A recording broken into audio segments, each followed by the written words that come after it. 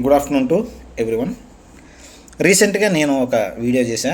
ఏదంటే every government employee 20 years service చేయాలి అని నేను ఒక కొత్త విధానాన్ని చెప్పాను. అయితే ఇప్పుడు ఉద్యోగాలు లేక స్టూడెంట్స్ ధర్నాలు చేయడం చేస్తున్నారు కదా. మరి అప్పుడు 20 ఇయర్స్ సర్వీస్ అయిపోయిన ఎంప్లాయీస్ కూడా 20 ఇయర్స్ కంటే ఎక్కువ పెంచాలి అని ధర్నా ఎందుకు చేస్తారు కదా అని కొంతమంది అడిగారు. దానికి కూడా నేను ఒక సొల్యూషన్ చెప్తా. ఇప్పుడు 20 ఇయర్స్ సర్వీస్ అయిపోయిన తర్వాత ఒక ఎంప్లాయీ అనేవాడు జనరల్గా మనం ఏమంటాం, దేశభక్తి, దేశం కోసం దేశ సేవ చేయాలి అంటాం కదా. కేవలం 20 ఇయర్స్ తర్వాత అతను ఏం కోరుకుంటున్నాడు, ఇంకా నాకు సర్వీస్ కావాలి, ఇంకా నేను డబ్బులు సంపాదించుకోవాలి, నా ఫ్యామిలీని అంతా సంరక్షణ చేసుకోవాలి, నీ ఫ్యామిలీ గురించి చూసుకుంటున్నావు తప్పనిడిసి చదువుకున్న మిగతా వాళ్ళు యువతరం గురించి ఆలోచించట్లేదు. నువ్వు ఇది స్వార్థ బుద్ధి. నీ స్వార్థం ఉండాలి, కాదంటలేదు, కానీ పక్క వాళ్ళకు కూడా నువ్వు సర్వీస్ ఇవ్వాలి కదా. గవర్నమెంట్ ఉద్యోగ అవకాశాన్ని కల్పించాలి కదా. అంటే వాళ్ళంతా యాక్సెప్ట్ చేయాలి.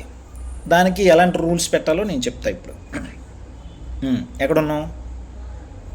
ఇక్కడ ఉన్నావు. ఇప్పుడు నువ్వు వెళ్ళావు.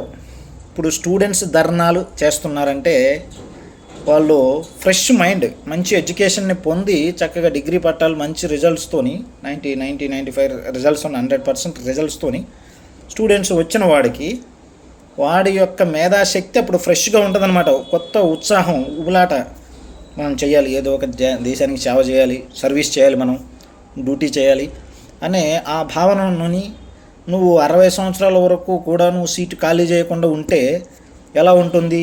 తిరుగుబాటుదారులుగాను, ఉద్యమకారులుగాను, నక్సలైట్లుగాను, టెర్రరిస్టులుగాను మారిపోతున్నారు యువత. అలా మంచిదా నువ్వు 20 ఇయర్స్ నీకు ఉద్యోగం సర్వీస్ చేసి తర్వాత దేశభక్తి గురించి, ప్రజల గురించి, ముందు తరాల గురించి, యువతరం గురించి, న్యూ స్టూడెంట్స్ గురించి ఆలోచించడం మంచిదా? అంటే నీకు ఇంగిత జ్ఞానం అనేది లేదా? 20 ఇయర్స్ సర్వీస్ చేసావు, చాలదా? తర్వాత నువ్వు ఎక్స్ సర్వీస్ మ్యాన్ సర్టిఫికేట్ తీసుకొని మళ్ళీ నువ్వు ప్రైవేట్ సెక్షన్లోకి వెళ్ళిపోవాలి.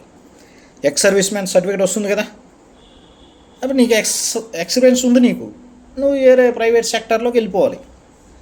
ఓకే, దీనికంటే ముందు ఈ 20 ఇయర్స్ సర్వీస్ అనేది ప్రవేశపెట్టిన తర్వాత ఈ కొత్తగా ఉన్న స్టూడెంట్స్ ఎప్పుడు ఎవరిని నమ్మడానికి వీల్లేదు.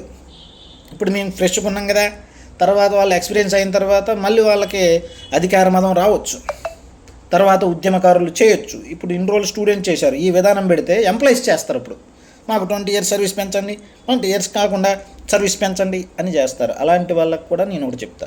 ఏం చేయాలి? 20 years service job employment release చేసినప్పుడు ఏ అప్లికెంట్ అయితే ఈ యొక్క కింది సూచనలు పాటిస్తాడో ఆ అప్లికెంట్, ఆ candidate eligible for this job. అవేంటంటే, పాయింట్ నెంబర్ 1, మీరు 20 ఇయర్స్ సర్వీస్ చేసిన తర్వాత మీకు రిసిగ్నేషన్ అనేది గవర్నమెంటే కల్పిస్తోంది. మీరు రిజైన్ చేయాలి జాబ్కి, అంటే ఎగ్జిట్ అయిపోవాలి. పాయింట్ నెంబర్ 2, ఈ ఎగ్జిట్ అయిపోయిన తర్వాత సర్వీస్ పెంచండి అని రిక్వెస్ట్లు చేయడం.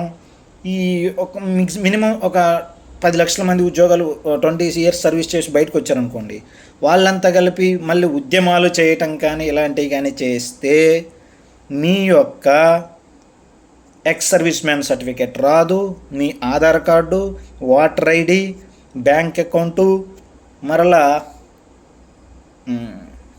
Permanent account number, PAN card, voter ID, మీకు ఎలాంటి గుర్తింపు ఉండదు, అన్నీ బ్లాక్ చేస్తాం.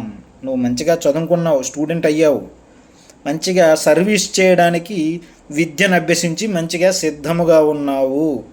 ఈ సర్వీస్లో 20 ఇయర్స్లో నీ మనీ మెయింటెనెన్స్ అనేవి, నీ శాలరీ అకౌంట్స్ అనేవి చక్కగా అన్నీ మెయింటెనెన్స్ చేసుకొని 20 ఇయర్స్లో మళ్ళా నువ్వు 20 అనదర్